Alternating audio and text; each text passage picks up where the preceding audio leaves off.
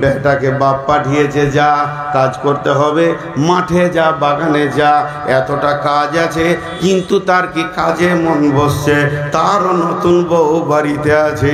সে কতক্ষণে ভাবছে হাবিবার মুখ দেখব, কারণ তারও বিয়ে হয়েছে ধুলিয়ানে। ওই রকম বউটা তার ঘরে রয়েছে। মাঠে থেকে হোক, বাগান থেকে হোক, 3-4 ঘন্টা 10 ঘন্টা বউকে দেখতে পায়নি। ক্লান্ত হয়ে যখন বাড়ি ঢুকছে, তখন বেলা 1:30 বাজে। মা পাখাটা নিয়ে এসে বলছে, আহারে বেটা, তোর কত কষ্ট হলো। বেটাকে মা পাখা করছে, আর বউকে বলছে তাড়াতাড়ি তরকারিটা করেলে বেটা খাবে। কিন্তু আসলে মা বুঝলো না শান্তিটা কার কাছে লুকানো আছে। আল্লাহ কোরআনে বলছে শান্তিটা লুকানো আছে তার বিবির কাছে। অতএব তাকে আসতে দিছে না। দুইজন খালি চোখে চোখে দেখছে, মায়ের ভয়ে কিছু বলছে না। এইভাবে দিনটা পার হয়ে গেল।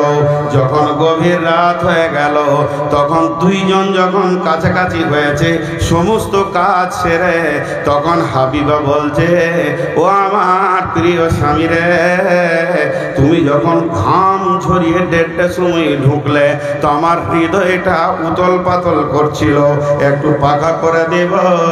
শুধু তোমার মায়ের ভয়ে আমি আসতে পারিনি। তখন সে বিবিকে স্বামী উত্তরে বলছে, রে বেগম রে, ধৈর্য ধর, এই ফ্যামিলিতে আর থাকবো না। আমার মায়ের ইনসাফ শেষ হয়ে গেছে। বেটির দিকে এত আনন্দ। এরপরে ওই বৌমাটা বলছে স্বামীকে, চলো না একবার ঘুরে আসি কালিয়াচক থেকে। শুধু একবার গাড়ি নিয়ে বেরিয়ে গেছে, সন্ধ্যার সময় ঢুকেছে। আমার খালামা পাড়াতে বলে বেড়াবে, বহু একটা পেয়েছি, কলিজা জ্বলিয়ে দিলে, খালি বেটাকে নিয়ে মার্কেটে দৌড়ছে। এর আদালতে ন্যায় বিচার নাই। এর জন্য প্রত্যেকটি ফ্যামিলিতে অশান্তির আগুন দাও দাও করে জ্বলছে। বাপ মাকে দেখতে চাইছে না ছেলেরা। কেন? তাদের আদালতে ন্যায় বিচার না থাকার কারণে। যেমন তার মেয়েকে নিয়ে ঘুরলে তার জামাই কলিজা ঠান্ডা হয়, তো অমনি এদেরকেও সুযোগ দাও খালামা। যদি তুমি সুযোগ দাও, যদি তুমি সুযোগ দাও, তো ওই বৌমাটা মা বলবে, কলিজা ঠান্ডা করে নেবে তোমাকে দিয়ে। কিন্তু আসলে ফ্যামিলি শেষ হয়ে গেছে। এবার লসটা বলে দিয়ে আমি ওই আয়াতটার দিকে চলে যাব। টোটাল লস কি হচ্ছে এখানে। আপনারা যদি একবার মুখ খুলেন, হাত দুটো ধরে বলছি, তো আমি আনন্দিত হব। শেষবারের মতো একটু আমাকে শান্তি দেন, একটু আনন্দ দেন, ভালোবাসা দেন। আপনাদের আমি মেহমান। সেটা কি? প্রত্যেকটি পাড়াতে, গ্রামে আজকে ভালো ছেলে পাওয়া যাচ্ছে না। তার মেন কারণ হচ্ছে, আপনি যে জমি থেকে ফসল নেবেন, নিয়ত করেছেন একটা 4 বিঘা আছে, এটাতে আমি আলু নিব, এটাতে আমি গম নিব, এটাতে আমি পেঁয়াজ নিব, এটাতে আমি কফি নিব, এটাতে আমি টমেটো নিব, এটা আমি পাতকপি নিব। যখন আপনি দামি দামি ফসলের চিন্তা করবেন, তখন সেই জমিটার প্রতি যত্নবান হতে হবে।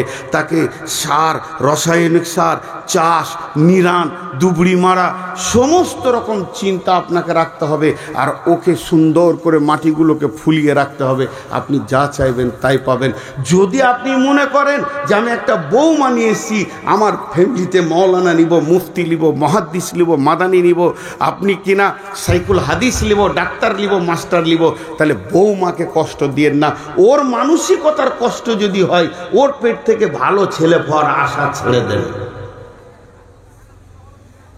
ওর পেট থেকে ভালো আশা পাওয়ার ছেলে, রাসূলুল্লাহ সাল্লাল্লাহু আলাইহি ওয়াসাল্লামের ফায়সালা দিয়ে দিয়েছে।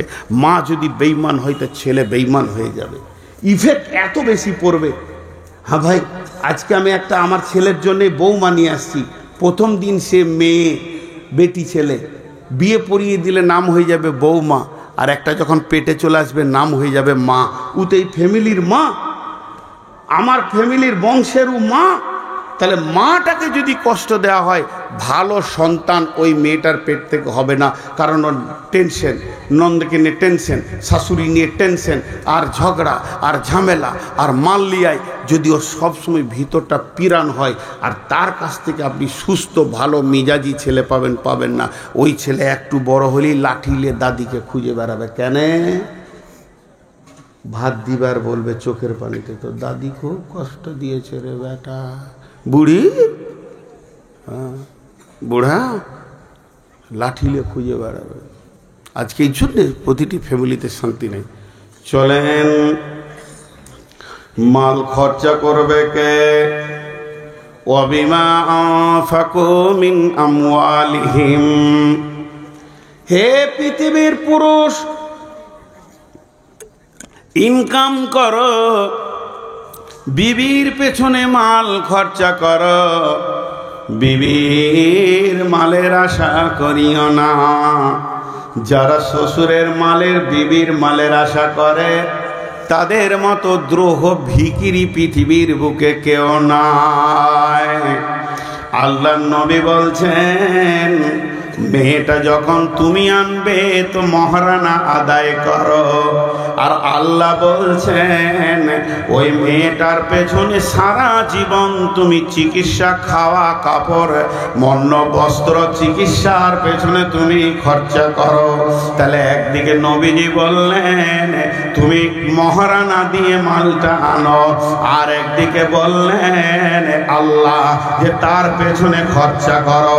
তাহলে দুইজন মহান ব্যক্তি, একজন মাবুদ আর একজন ব্যক্তি, একজন মহান ব্যক্তি আর একজন মাবুদ, যিনি ওয়াহদাহু লা শারীক, আমাদেরকে পজিশন দিলে যে বউ আনার সময় দুইটি কাজ তুমি চিন্তা করো।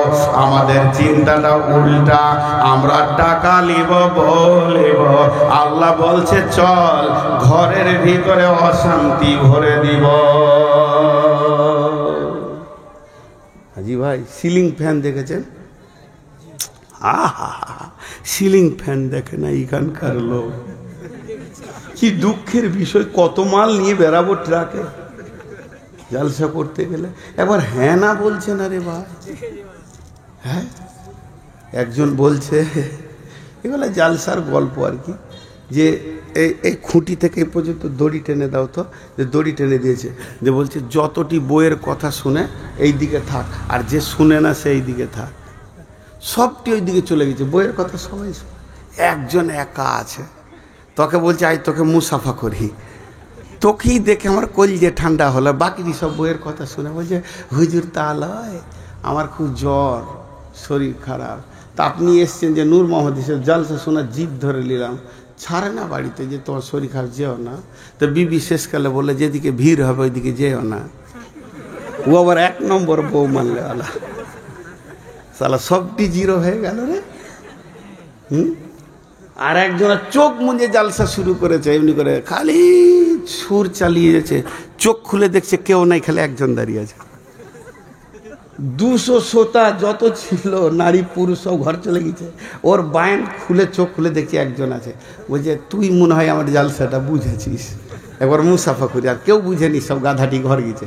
ও তখন বলছে তা লয়, চেয়ারটা আমাদের, মা বলেছে চেয়ার না নিয়ে এলে মারবো তোকে, ওই জ্বালাতে দাঁড়িয়ে আছি। এ তো হতভাগার কপাল। তা আপনাদেরকে কি বিবিরা বাড়িতে বলেছে যে মুখ খুলবি না নূর মোহাম্মদের সামনে? মুখ যদি খুলিস তাহলে হলো, বলেছে কে? আরে হ্যাঁ না বলে না তো, বলে নাই তো মুখ খুলছেন না কেন? জি এতটি বেটা ছেলে বসে আছেন তো। জি একজনের ঘরে সাপ ঢুকে গেছে, সাপ তো লাফিয়ে খাটে উঠেছে, বলছে একটা বেটা ছেলে ডাক্তারে সাপটা মারতে হবে। তোর বউ বলছে তুমি যে বেটা ছেলে, ও তাহলে লাঠি দে। ওর এতক্ষণে খেয়াল হলো যে ও বেটা ছেলে। জি ভাই, আর কত বলবো আপনারাকে, আমি ক্লান্ত হয়ে গেছি। 480 সুগার, আমার গাড়িতে রিপোর্ট ভরে নিয়ে বেড়াচ্ছি, কখন কি ঘটতে পারে। জি বাটিয়ে গেছে, পানি দিয়ে দিয়ে চালাচ্ছি, তাও আপনারা মুখ খুলছেন না। একবার মুখ খুলবেন। আল্লাহ তাবারক ওয়া তাআলা বলছেন পুরুষ তুমি বিবির পেছনে খরচা করবে। তারপরে আবার মেয়েদেরকে বলছেন ফাসসালিহাতুন কানিতাতুন হাফিজাতুন লিল গায়বি বিমা হাফিজাল্লাহ। ও নারীকল মা আমার, বোন আমার, বেটি আমার, যদি কোনো বৌমা আমার এখানে রয়েছেন যারা আমার বৌমায়ের বয়সে বৌমা আর বেটি, এদেরকে বিশেষ করে আমি একটা ওসিয়ত করছি, যদি তোমরা তোমরা মনে করো যে আমরা যে ফ্যামিলিতে থাকবো, যে এলাকায় থাকবো, যে বস্তিতে থাকবো, আমি ভালো বৌমা হব, আমাকে নিয়ে শ্বশুর শাশুড়ি স্বামী আনন্দ পাবে এবং আমার আল্লাহ আমার উপরে খুশি হবে, আমার আল্লাহ খুশি হয়ে আমাকে জান্নাতের মেহমান বানাবে। তো আমার রব বলছে তোমার ভিতরে তিনটি গুণ নিয়ে এসো, ফাসলিহাতুন কানিতাতুন হাফিজাতুন লিল গায়বি বিমা হাফিজাল্লাহ। এক নম্বরে সলিহা হও, দুই নম্বরে কানিতা হও, আর তিন নম্বরে হাফেজা হয়ে যাও। যদি কোনো মেয়ের ভিতরে তিনটি গুণ থাকে রে বেটি আমার, ও আমার বৌমা, তা আল্লাহ তোমাকে দুনিয়া এবং আখেরাতে সুখী করবে। অতএব তিনখানা গুণ তোমরা কষ্ট করো নিজেদের মধ্যে নিয়ে এসো। সলেহা, সলেহার তফসির করতে গিয়ে বলেছেন সল্লাত খামসাহা সামাত সাহারাহা আহসানাত ফারজাহা আতাত বালাহা। এইটাকে নিয়ে যদি কথা বলি তো 2 ঘন্টা চলে যাবে। শর্টে বলছি, নামাজি হবে, রোজাদার হবে, পর্দার ভিতরে থাকবে এবং স্বামীর এতাত করনেওয়ালি হয়ে যাবে, তাকে সলেহা বলা যায়। জি, স্বামীর এতাত করনেওয়ালি হয়ে যাবে। আমাদের এই মালদা জেলায় সব থেকে দামি বক্তা কে জানেন? বদরুদ্দোজা নদভী। আমি ওনার সঙ্গে যদিও বন্ধুসুলভ আমার সঙ্গে কথা বলে, আমি ওস্তাদের নজরে দেখি, তো উনি যে জালসায় যাবে খালি একটা কথা বলবি, আর ওটা আমি ছাড়াইতে পারছি না। কি বলে বলেনি? হ্যাঁ, অবলা সরলা কমলা মা বোনেরা, অবলা, ওদের যা চোপার জোর আছে পৃথিবীর কারু আছে, ওরা অবলা বলছে। জি, 3 দিন আগে বাড়ি থেকে বের হয়েছি, তা আমার বিবি আমাকে ঠান্ডা করে দিলে চোপা চালিয়ে। জি, কেন এত জালসা, বাড়িতে থাকতে হবে, কিছু মানা যাবে না। জি ভাই, আপনারা মনে মনে ভাবছেন তাহলে মৌলবীর বউটা তাহলে বদমাস। একই ফ্যাক্টরি রে ভাই। আপনি কি ভাবছেন যে আমার টাটা কোম্পানি আপনাদের কি বিড়লা কোম্পানি? একই ফ্যাক্টরি, সব আপনার বিবির কাছে যায়, আমার বিবির কাছে যায়। তো এরা অত্যন্ত কথা বলে, কানে তা, আর উনি বলেন কমলা, নরম। কে বললে নরম? খুব দিল শক্ত, সতীনের ছেলেদের কলজে ভেজে খেয়ে নেবে। কে বললে নরম? ওরা সরলা, মানে সাদা সিধে সরলা। জিলিপির 3 গুণ পেঁচ, জিলিপির 3 গুণ পেঁচ। জিলিপির মধ্যে 3টে গুণ আছে, দেখতে ভালো, রস আছে, পেঁচ আছে। দেখতে ভালো, রস আছে, পেঁচ আছে। মেয়েদের মধ্যে 3টে গুণ আছে, দেখতে ভালো, রস আছে, পেঁচও আছে। এমন পেঁচ আছে কতজনকে যে ঘোল খাইয়ে দিলে বাপ। জি, পৃথিবীর সব থেকে ধারালো অস্ত্রের নাম কি বলেন? খুঁড়, হেঁসিয়া। পৃথিবীর যত ধারালো অস্ত্র আছে নিয়ে আসেন, যত বড় মেশিন আছে, গাছ কেটে দেবে, লোহা কেটে দেবে, রেল লাইন কেটে দেবে, কিন্তু বাপ বেটার সঙ্গে আত্মীয়তা কাটতে পারবে না, মা বেটার আত্মীয়তা কাটতে পারবে না। এর থেকে ধারালো অস্ত্র হচ্ছে মেয়েদের চোখের পানি। এমন করে স্বামীর কাছে কাঁদবে, যে মা জন্ম দিয়েছে তার সঙ্গে সম্পর্ক চলে যাবে, বাপের সঙ্গে সম্পর্ক চলে যাবে। বাপ আঙুল ধরে ধরে মানুষ করেছে, বেটা আমার ভবিষ্যতে পাশে পাশে থাকবে, সেই বেটা শ্বশুর ঘরে গিয়ে থাকবে। অতএব এত ধারালো অস্ত্র পৃথিবীতে আর নাই। নারীরা 3 জায়গায় কাঁদে, নারীরা 3 জায়গায় কাঁদে, নারীরা 3 জায়গায় কাঁদে। একটা হলো অস্ত্র বানানোর জন্য কাঁদে, এরা সুখেও কাঁদে, দুঃখেও কাঁদে। অতএব দুঃখে যদি বিবি কাঁদে, আপনি দুঃখের সঙ্গী হয়ে যান, আর যদি সুখে কাঁদে, তার সঙ্গে সুখের আনন্দে আপনিও আনন্দ করে নেন বিবির সঙ্গে। কিন্তু বিবি যদি অস্ত্র বানানোর জন্যে, বাপ মায়ের সঙ্গে ছিন্ন করার জন্যে চোখের পানি ফেলে, তখন আপনি নিরেট পাথর হয়ে যান আর চুপচাপ বসে যান, তার সঙ্গে সঙ্গী হয়েন না। তার কারণ হচ্ছে পৃথিবীর বুকে সব থেকে ধারালো অস্ত্র হচ্ছে নারীর চোখের পানি, যেটা মায়ের সঙ্গে আত্মীয়তা, ভাইয়ে ভাইয়ে আত্মীয়তা সমস্তকে কেটে তছনছ করে দিতে পারে। এখন তো পা ভ্যানটা দুনিয়া থেকে চলে গেল। পা ভ্যান দেখেছেন? ভ্যান ভ্যান ভ্যান কোথায় জলসা করছি গো হাজি? বুড়া গরু ঠেলে ঠেলে কি চাষ হয়? এটা বলবো, এরপরে একটা জিজ্ঞেস করব, যেমন সাউন্ড তেমনি বয়ান। সাউন্ড নাই, সালাম আলাইকুম। দোষ আমার নাই। মরা গরুর চিকিৎসা হয় না, মরা রুগীর চিকিৎসা হয় না, জীবিত রুগী। তো ভ্যান, ভ্যান এমন একটা জিনিস, ভ্যানের সামনে চাকাটা ডান দিকে টাল থাকে। কেন টাল থাকে? টালটা যদি না থাকে তাহলে মানুষ মাল টানতে পারবে না। চাকাটা যদি সোজা করে দেয় বুকে চাপ লাগবে, আর টাল করে দিলে দুই পেশিতে লাগবে। এর জন্য বৈজ্ঞানিক প্রসেসে ওকে টাল করে দেওয়া হয়। ওই টালের কারণে সমস্ত 5 বস্তা 7 বস্তা চাউলকে একটা মানুষ টেনে নিয়ে যায়, তার বুকে লাগে না। যদি টাল না থাকতো তাহলে টানা বড় মুশকিল হয়ে যেত। অতএব টাল আছে তোরা লাভ আছে কি? যদি আপনি ভালো ড্রাইভার হন তাহলে 1 নম্বর আপনি চেপে আনন্দ পাবেন, 2 নম্বরে একটা জায়গা থেকে আর একটা জায়গা চলে যাবেন, 3 নম্বরে আপনার মালগুলি ভ্যান নিয়ে চলে যাবে। তো মেয়েরা হলো ওই রকম ভ্যানের মতো, ওদের টাল আছে। যদি আপনি ড্রাইভার ভালো হন তাহলে আপনার জীবনটা 25 বছর থেকে 75 বছরে চলে যাবে। গোটা সংসারটা টানবে, সঙ্গে নিয়েও আপনি আনন্দ পাবেন। তবে ড্রাইভার যদি ভালো না হয়, ভ্যানের রোগ আছে, ওটা পট করে বেঁকে যাবে, নয়নজুলিতে গিয়ে খালে পড়বে, আগে ড্রাইভার পড়বে, তার উপরে মাল পড়বে। এটাই হলো ভ্যানের প্রসেস। তেমনি বন্ধুরে আমার, ঠিক মতো বিবিকে যদি চালাতে না পারো, নয়নজুলিতে পড়বে মানে বাপের বাড়ি ছেড়ে শ্বশুর বাড়িতে বাসা বাঁধবে, আর তোমার ঘাড়ে চেপেও নেতৃত্ব করবে, তোমাকে বাড়ির রাখাল বানাবে।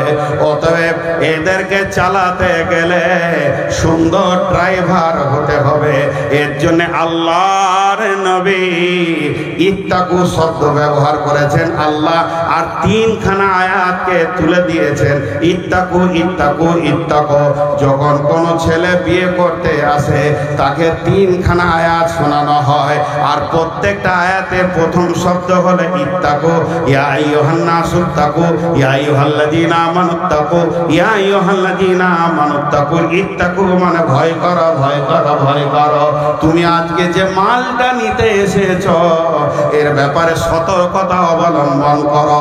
এই আয়াত 3টে যদি দাম্পত্য জীবনকে সামনে রেখে তর্জমা করা যায়, দাম্পত্য সুখ শান্তি সব ওই 3টে আয়াতে ঢোকানো আছে। অতএব আমার আল্লাহ বলছেন ভয় করো, ভয় করো, ভয় করো। এত ভয়ানক জিনিস, যেমন আপনি আপনার বেটাকে মোটর বাইক কিনে দিবেন, কিন্তু হাতে দেওয়ার সময় বলবেন বেটা ভয় করিস, এটা বড় খতরনাক। চেপে আরাম আছে, এক জায়গা থেকে আর এক জায়গায় চলে যাবে বাবা, কিন্তু অ্যাক্সিডেন্ট হলে তোকে হিন্দুস্তান ছেড়ে কবরস্থান যেতে হবে। তেমনি নারী এমন জিনিস, আনন্দ আছে, সঙ্গে নিয়ে আনন্দ আছে, কিন্তু ভয় আছে। যদি ঠিক মতো চালাতে না পারেন, বাপের মুখে লাত মেরে, মাকে লাত মেরে জাহান্নাম নিজে যাবে, আপনাকে নিয়ে যাবে। অতএব আমার আল্লাহ এই 3টে আয়াতে ইত্তাকু রেখেছেন। আর আমার নবী কোরআন থেকে দাম্পত্য জীবনের শুরুতে একটা নতুন জামাইকে বউ দেওয়ার আগে 3টি আয়াত শোনাতে বলছেন, যাতে করে তার ভিতরে ভয় ভীতি হয়ে যায়।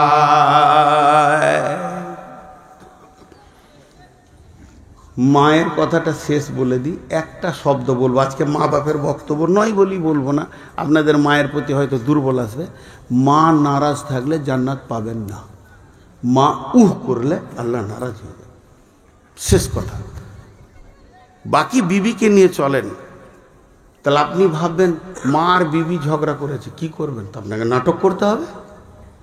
কত নাটক শিখাবো? নাটক যদি না জানেন তো বিয়ে না করাটাই ভালো, সোজা কথা। ফারাক্কা থেকে এসেছেন, দেখছি মা একদিকে মুখ করে বসে খালি এমনি করছে, চোখ মুছছে, আর বিবি একদিকে গাল ফুলিয়ে বসে আছে। মা কি হলো? কি আবার হবে? দগ্গা বহুলে এসছিস, জালটাকে জ্বালিয়ে খেয়ে নিলে, বলে দিলে চট করে ওকে ধরেন, অত ধরতে আপনার অসুবিধা নেই, টানতে দাঁত কিটিমিটি করে ধাক্কা মেরে ঘরে ভরে হুঁড়কা লাগিয়ে দিয়ে দুম দম দুম দম 20খানা বাড়ি চালান। মা তো বাইরে থেকে কলিয়ে ঠান্ডা হয়ে গেল, বেটা আমার। কিন্তু আসলে বাড়িগুলো বালিশে পড়ছে, একটা ওর গায়ে লয়। তো ও ভাবছে যে স্বামীও আমার, নাটক করো, এটা জায়েজ আছে। আরে বিবির সঙ্গে মিথ্যা কথা জায়েজ করা হয়েছে, যে মিথ্যাকে শিরকের সমান গুনাহ বলা হয়েছে। স্বামী স্ত্রীকে খুশি করবে, স্ত্রী স্বামীকে খুশি করবে মিথ্যা কথা বলে, কেন? কিন্তু আমরা বুঝি না, দাম্পত্য অনেক সমস্যা থেকে গেছে আমাদের। মেয়েদেরকে বললেন সলেখা হয়ে যাও, এরপরে বললেন কানেতা হয়ে যাও। কানেতা মানে স্বামী যেমন এনে দেবে সাদা বাটা মোটা সাদা সিধে মালের ওপরে সন্তুষ্ট হয়ে যাও। যেমন তোমাকে ইনকাম আছে তেমনি এনে দেবে, বেশি দাও দাও বলো না। মেশিনে পানি তুলতে পারে, পানি রাখতে পারে না। চেম্বারে পানি রাখতে পারে, পানি তুলতে পারে না। মেশিনে পানি তুলতে পারে, পানি রাখতে পারে না।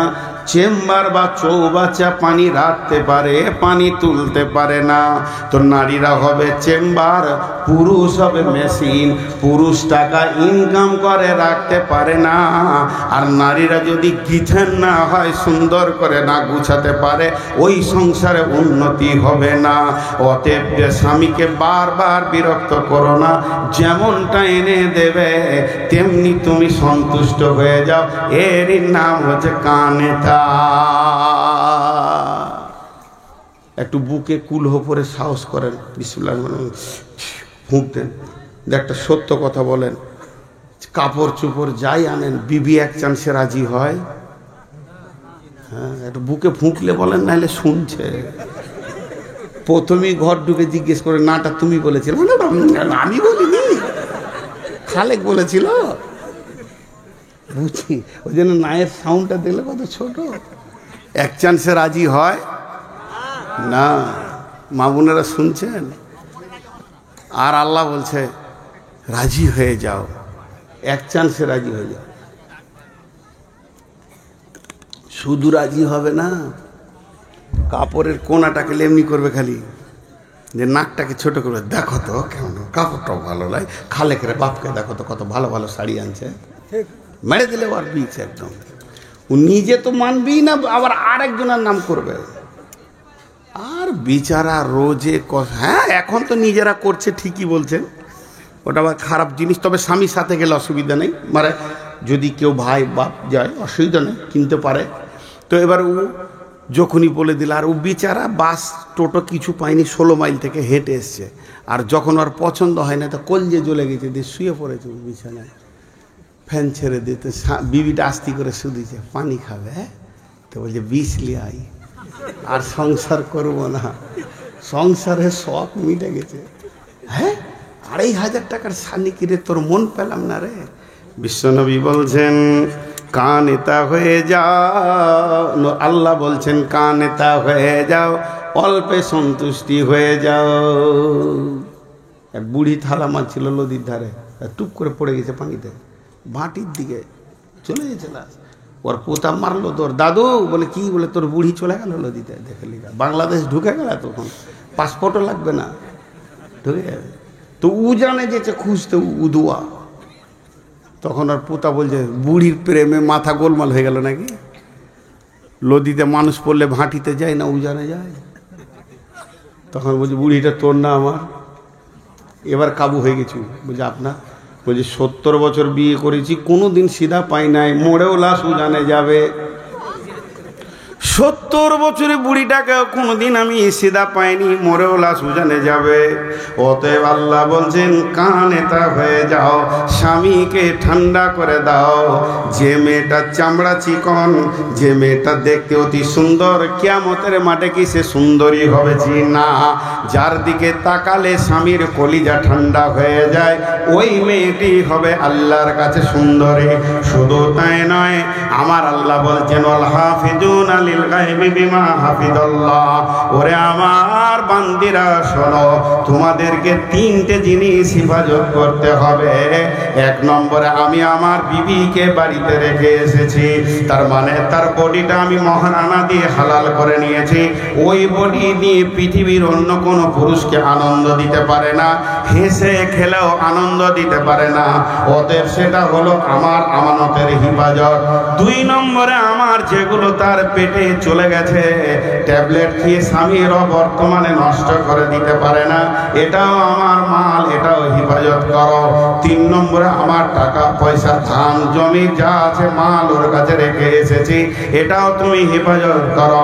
খবরদার, স্বামীর অবর্তমানে স্বামীর বিনা হুকুমে তুমি দানও করতে পারবে না, তুমি কাউকে দিতে পারবে না, বাপ ভাইকে দিতে পারবে না।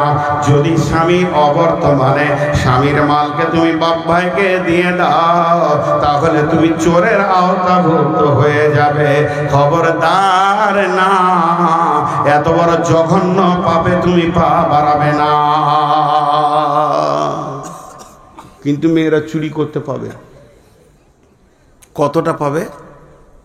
আল্লাহ নবী বলছেন, ওয়ানফিক আলা আয়ালিকা মিনাত তাওরিক, যেমন তোমার ইনকাম আছে তেমনি বিবির পেছনে খরচা করো। আপনাদের এলাকায় হার কিপটে আছে কিনা যারা বলেন? 1 মণ 2 মণ 1 টন 2 টন ইলিশ চলে গেল সারা মাসের বর্ষার সিজন থেকে নিয়ে এই পর্যন্ত 25 টন ইলিশ বিক্রি হয়ে গেল ফারাক্কায়। আড়তে 1 পিসও কিনে নাই, এত হার কিপটে মাল। গোটা যেন কালিয়াচক বাজারটা ঝলমল করছে, আপেল আঙ্গুর চেরিতে একদম ভরা আছে, মৌসম্বি লেবু, কিন্তু মাল হার কিপটে খাবে না। বিশ্বনবী পারমিশন দিয়েছে, যতটা তোমার খাওয়ার প্রয়োজন, কসমেটিক্সের প্রয়োজন, যদি স্বামী বখিল হয় না দেয়, ওই পরিমাণ চুরি করে তুমি ব্যবহার করে নাও, তোমার দ্বারা গুনাহ হবে না। দলিল, বিশ্বনবীর চাচার নাম আবু সুফিয়ান। এই মালটা বড় হার কিপটে মাল ছিল আবু সুফিয়ান। আর আবু সুফিয়ানকে বিয়ে করলো কে না? হিন্দা। হিন্দা বিয়ে করার পর, হিন্দা বড় উদার মেয়ে ছিলেন, অনেক মাল খরচা করতেন। যখন বেঈমান ছিল, কিন্তু ঈমান আনার পর তে ভালো হয়ে গেছে, তাকে আর খারাপ বলা যাবে না। সেই হিন্দা এসে নবীজিকে বললেন, ইয়া রাসূলুল্লাহ, আপনার চাচা বড় হার কিপটে মাল, খাওয়া দাওয়া কসমেটিক্স যেগুলো মেয়েদের প্রয়োজন কিছুই দিছে না। নবীজি বললেন, ও আমার চাচিজি, চাচাকে জলসা করে লাভ হবে না, হার কিপটেদের মাথায় জলসা ঢুকবে না, বরং তুমি যতটা প্রয়োজন চুরি করে চালিয়ে যাও, গুনাহ হবে না। আজ পর্যন্ত যদি কোনো হার কিপটে মাল থাকে, ওরে আমার বোন, ওরে আমার ভাবির দল, চুরি করবেন 500-700 টাকা নোট, আর 100 টাকা করে আমার ফোন পেতে ভরে দিবেন। আরে উকালুতি ফি তো লাগবে, বেশি লাগে 500 টাকা নেবেন। ছোট ভাই বলে 100 টাকা আমার ফোন পেতে ভরে দেবেন। রে ভাই আমার, বড় ভালো দলিল তুমি দিয়ে গেছো। অতএব যতটা প্রয়োজন, শীতের সময় বলছে সর্ষের তেল মাখ, আর কত বড়লিন বড় পিলাস ঝুলছে দোকানে, কিনবে না হার কিপটে মাল। আল্লাহর নবী বলছেন, চুরি করে চালিয়ে যাও। অতএব বন্ধুরে আমার, ও আমার মা, ওরে আমার বোন, যদি ভালো মেয়ে হতে হয়, আল্লাহর কাছে পৃথিবীতে 3টে গুণ থাকবে। প্রথম নম্বরে সলেহা হবে, অল্পে সন্তুষ্টি হয়ে যাবে, এবং স্বামীর মালের হিফাজত করবে। والحافظون للغيب بما حفظ الله والتي تخافون نشوزهن فعظوهن واهجروهن في المضاجع واضربوهن فإن أطعنكم فلا تبغوا عليهن سبيلا إن الله كان عليا كبيرا। পুরুষদের 3টে জঘন্য রোগ আছে, 3খানা। এগুলো সাইকোলজিস্ট একটা না বলতে পারবে না, 3টে বলবো তো 3টে হ্যাঁ মেনে নিতে হবে। বলবো? পাগলার নিজের লুঙ্গি নিজেই খুলছে, এগুলো বলতে হয় তো ওদের কাছে ছোট হয়ে যাব না। জঘন্য রোগ বলতে হয়। পুরুষদের 3খানা খুব জঘন্য রোগ আছে, খুব কম পুরুষ আছে এই রোগগুলোকে কন্ট্রোল করতে পারে। তার মধ্যে একটা বলছি, খালি 2টা বলতেই পারবো না, পড়েছি মাত্র, সাইকোলজিস্টে বইয়ে, কিন্তু বলতে পারবো না সমাজে, আরও বুড়া হব তখন বলবো বেঁচে থাকলে।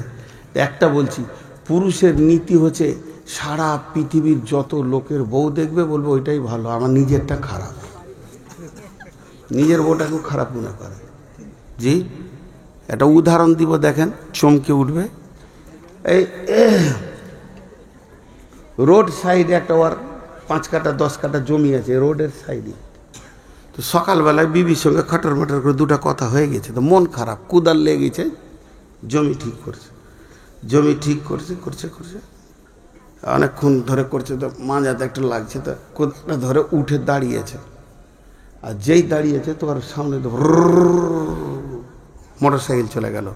তো যে চালাইছে ওর ঘাড়ে হাত দিয়ে পেছনে ম্যাডাম যেছে, স্বামী স্ত্রী ওরা, খারাপ মনে করিয়েন না। তো ওদের জুয়া দেখে এর বুকে আফসোসে, সকালে যে খিটের মিটের হয়েছে না, তুই কত সুখে আছিস বলে হাত থেকে কুদাল পড়ে গেল আর পাও কেটে গেল আফসোসে।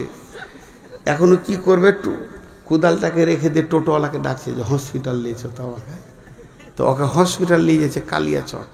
তো যেতে যেতে 16 মাইল পার হয়ে ব্রিজের ওপরে আপনাদের গাঁয়ের যে ইমাম সাহেবের সঙ্গে ওই মোটর সাইকেলওয়ালা কথা বলছে, ফিস ফিস করে, গাড়ি দাঁড় করিয়ে দিয়েছে।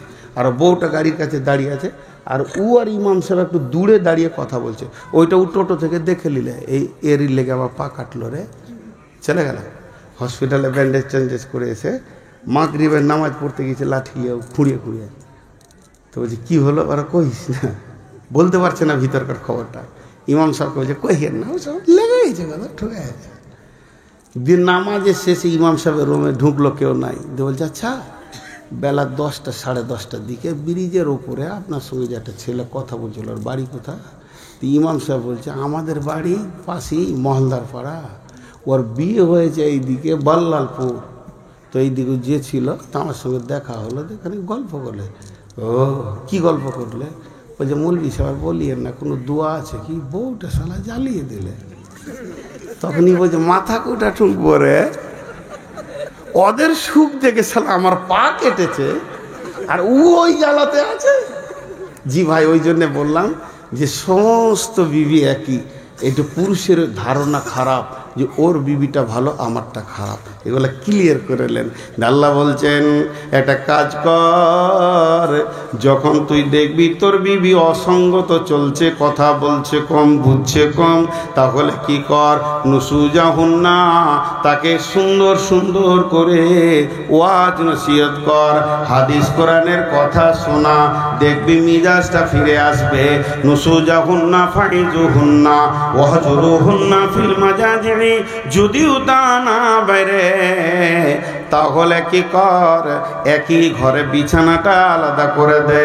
তুই খাটে শো, আমি নিচে শুই, কিংবা আমি না তুই নামতে শো, আমি খাটে শুই, আমার বিছানার পাশে তুই আসবি না। তখন সে বুঝে নেবে আমি এতই কলঙ্কিনী স্বামীর কাছ থেকে সরে গেছি, না জানি অন্য বউ ঢুকে যাবে নাকি। তাই সে কাছে যেতে চাইবে, তাতেও যদি সে সোজা না হয়, ওয়াজরিবুহুন্না, আদবের মার তাকে মারা যাবে। মারা যাবে না যারা বলছে তারা বল। আল্লাহ নবী বলেছেন ওয়ালা তারফানুহুম আসাকাল আদাবা, আশা শব্দ এসেছে মানে লাঠিটা হাত ছাড়া করিও না। তাহলে আদবের মার মারবে, এমন মার তুমি দিলে তার গাল কেটে গেল, হাত ভেঙে গেল, 3 দিন পরে তুমি ডাম্পারের নিচে অ্যাক্সিডেন্ট হয়ে মারা গেলে, আর ওই বউটা দ্বিতীয় বিয়ে আর হচ্ছে না। এরকম অচল করার দরকার তোমার নাই, অধিকার নাই। হালকা আদবের মার দেবে, তাতেও যদি সে ফিরে চলে আসে তো ভালো কথা, কিন্তু শুনে লাও ফালা তাবগু আলাইহিন্না সাবিলা, বউকে মারার জন্য খামোকায় রাস্তা খুঁজিও না। ইন্নাল্লাহা আলিয়ান কাবীরা। কত সুন্দর আয়াতটা আল্লাহ তাবারক ওয়া তাআলা বলেছেন। এর বিস্তারিত তাফসীর তো আপনাদেরকে হালকা হালকা করে দিলাম। আরো অনেক আয়াত আছে, একটা আয়াত পড়েছি হুন্না লিবাসুল্লাকুম আনতুম লিবাসুল্লাহুন্না, এর 4খানা তর্জমা আছে। একটা আয়াতকে এরকম 4 বার পাল্টিয়ে পাল্টিয়ে দেখবেন তো 4 রকম দেখা যাবে। আল্লাহ তাবারক ওয়া তাআলা বলেছেন, ওই আয়াতটা তর্জমা করে আজকের মতো সমাপনী দিব। আমি খুব কষ্ট পাচ্ছি, আমি অসুস্থ ভাই, আমার জন্য দোয়া করবেন। দেখেন পানি পিয়াসের জন্য খাচ্ছি না। তো আল্লাহ বলছেন লিবাস, আমার বিবি আমার লিবাস, আমি আমার বিবির লিবাস। লিবাস মানে পোশাক। বিবিকে পোশাক বলেছে স্বামীর, স্বামীকে বিবির পোশাক বলেছে। কেন? এক নম্বর কারণ, আমি পোশাক পরে আছি বলি সমাজে বসতে পেরেছি, আমার বিবির গায়ে পোশাক আছে বলি সে সমাজে যেতে পারছে।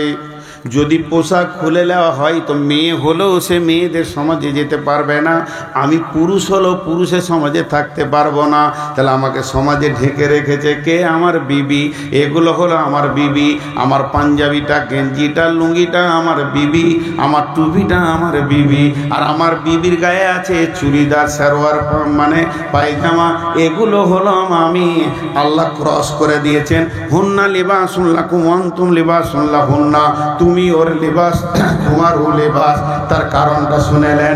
আল্লাহ তাবারাক ওয়া তাআলা বলতে চাইছেন, রে আমার গোলামের দল, তোর বইয়ের যদি কোনো ছোটখাটো ভুল হয়, তার আচরণে যদি কোনো ছোটখাটো খুঁত থাকে, এবং তোর সঙ্গে সে কি ব্যবহার করে এটা কাউকে বলে দিস না, তুই ঢেকে রাখবি, না হলে সংসারে অশান্তি হবে। তেমনি মেয়েকে বলছে তোমার স্বামীকে তুমিও ঢেকে রাখিও, তার আচরণে চলাফেরাতে তোমার সঙ্গে কি ব্যবহার করে এগুলো যদি তুমি বন্ধু বান্ধবীদেরকে বলে দাও তাহলে তোমার স্বামী নাঙ্গা হয়ে যাবে। অতএব তুমি তোমার স্বামীর আচরণকে ঢেকে রাখবে, তুমি তোমার বিবির আচরণকে ঢেকে রাখবে। হুন্না লিবাসুল লাকুম ওয়া আনতুম লিবাসুল লাহুন্না। একটা হলো। নাম্বার 2, পোশাক কি করে? মানুষের সৌন্দর্য বাড়ায়। আমি যদি শুধু জাঙ্গিয়া পরে থাকতাম কেমন লাগতো? লুঙ্গি পরলাম একটু মানে সৌন্দর্য বাড়লো, পাঞ্জাবি পরলাম আর একটু বাড়লো, আবার গেঞ্জি পরলাম আর একটু বাড়লো, টুপি পরলাম আর একটু বাড়লো, চশমা পরবো আর একটু বাড়বে। তেমনি একটা মেয়ে খালি গায়ে থাকা, একটা পায়জামা পরবে, একটু ইজ্জত বাড়বে, সৌন্দর্য বাড়বে। এরপরে জামা পরবে, বোরখা পরবে, তার আস্তে আস্তে সৌন্দর্য বাড়বে। তার মানে আমার সৌন্দর্য আমার বিবি বাড়াচ্ছে, আমি আমার বিবি সৌন্দর্য বাড়াচ্ছি। যদি কোনো অনুষ্ঠানে আমি আমার বিবিকে নিয়ে যাই, সেখানে যেমন আমার বুকটা ভরে যাবে।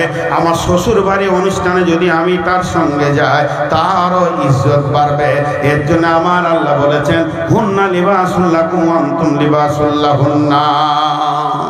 নাম্বার 3, পোশাককে মানুষ কি করে? সব সময় ময়লাকে সাফ করে ঝেড়ে রাখে। খেতে বসেছেন, একটু নোংরা লেগে গেছে, ভাই একটু সার দেন, সাবান দেন, কারণ পোশাক ময়লা হোক এটা পৃথিবীর কেউ চাই না। তো আল্লাহ তাবারাক ওয়া তাআলা বলছেন, তুই তোর বিবিকে ঝরঝরে পরিষ্কার পরিচ্ছন্ন করে রাখবি, তার যেগুলো প্রয়োজন দিবি। তুই যখন গোসল করতে যাস রে আমার গোলাম, তখন তোর পিঠটাকে যেমন তোর বিবি সাবান দিয়ে দেয়, তোর বিবিও গোসল করলে তুইও সাবান দিয়ে দেবে। হুন্না লিবাসুল লাকুম ওয়া আনতুম লিবাসুল লাহুন্না। 4 নম্বর তাফসীর হচ্ছে, পৃথিবীর বুকে মানুষ সবকিছু ভুলে যায় কিন্তু পোশাক ভুলে না। মোবাইল টানতে ভুলে গেছে, চশমা টানতে ভুলে গেছে, যে হাট চলে গেছে। কেউ বলছে চাচা কাগজটা পড়েন, তো বলে বাপ চশমা আনতে ভুলে গেছি।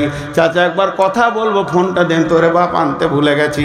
চার্জার ভুলে যায়, কলম ভুলে যায়, ডায়েরি ভুলে যায়। ভুলতে ভুলতে কিছু কিছু জিনিস মানুষ ভুলে। কিন্তু এমন কোন লোক দেখেছেন কি লুঙ্গি না পরে হাটে হেঁটে চলে গেছে? কারণ পোশাককে সে কখনো ভুলে না, পোশাক পরে তারপরে বের হয়। অতএব আমার আল্লাহ বলছেন, গোলাম রে, তুই তোর বিবিকে সবসময় কাছে কাছে রাখবি। পোশাক যেমন তোর গায়ে লেগে থাকে, বিবি যেন তোর হৃদয়ে মনে গায়ে লেগে থাকবে। আর বিবিকে বলছে তুমিও স্বামীকে কাছে কাছে রাখবে, হৃদয়ে রাখবে, মহব্বতে রাখবে। হুন্না লিবাসুল লাকুম ওয়া আনতুম লিবাসুল লাহুন্না। কত কথা আছে। যাই হোক, এখন আপনাদের কাছে যতটি লোক বসে আছেন, আলহামদুলিল্লাহ, আপনাদের বসে থাকা আমাকে অনেক আনন্দ দিয়েছে যে একটাও মানুষ হিলছেন না, নড়ছেন না, মা বোনেরাও বসে আছে। তো আমি শেষবারের মতো 3টে মিনিট আর আপনাদের সামনে রয়েছি। আমি খালি 2-4টা ছেলেকে আপনাদের ভিতরে পাঠাচ্ছি, কিংবা যতটি লোক বসে আছেন আমাকে 5টা মিনিট টাইম দেন। মসজিদের জন্য কেউ 1-2 হাজার দেনেওয়ালা আছেন ভাই আমার? কিন্তু উঠবেন না 5 মিনিট। 1000 এখানেও একজন দিয়ে গেল মনে হয় 1-2000, 1500, এটা 1500। আর কেউ আছেন ভাই? উঠিয়েন না কিন্তু। আমি এই অসুস্থ অবস্থাতে এতটা যখন টাইম দিয়েছি, আমিও হক রাখি আপনারা আমাকে 5টা মিনিট দেবেন। উঠিয়েন না ভাই বলছি, বন্ধু বলছি, মা বলছি, খালা বলছি, বেটি বলছি, 5টা মিনিট উঠিয়েন না। কিন্তু আপনাদের কমিটি ছেলেদেরকে একবার মেয়েদের ভিতরে পাঠিয়ে দেন। বেটি, খালা, আমি ভিক্ষা চাইছি আপনাদের কাছে। এই এতিম ছেলেটা আপনাদের কাছে মাত্র জিলাপি খাওয়ার জন্য 100, 150, 200, 500 টাকা চাইছে, আর একবার দেন। ভিতরে যারা আছেন দায়িত্বে তারা যান। আর পুরুষদেরকে বলছি, এখানেও যারা রয়েছেন একবার ঢুকে যান চাদর নিয়ে। ভাই আপনাদের কাছে আমি চাইছি ভিক্ষার করার মতো কিছু আপনারা দেন। আমি আর মাত্র 4টা মিনিট আপনাদের কাছে চাইছি, বেশি নয়, 4টা মিনিট চাইছি। 4টা মিনিট, বেশি মিনিট চাইছি না, 4টা চাইছি। আছেন কেউ? আর যার কাছে যা আছে চটচট করে দেন। আমাকে দিবেন কেন? মতিউর রহমান উমরি তো জিসিবি টেনে নিয়েছে, হুড়কে নিয়েছে, দিবেন না মানে পকেট মেরে ও আর শেষ করে দিয়ে চলে গেছে। শেষকালে আমার কাছে কিছুই রাখেনি। হ্যাঁ, মা বোনেরা উঠবেন না। এই কে দিলে? কোন ধরনের দান? কেউ উঠবেন না ভাই আমার। এই আরো ব্যাগ দেন না ভাই, আরো ব্যাগ দেন। কই টেরিগুলো দেন, চাদর দিয়ে দেন, চাদর দিয়ে দেন। জি।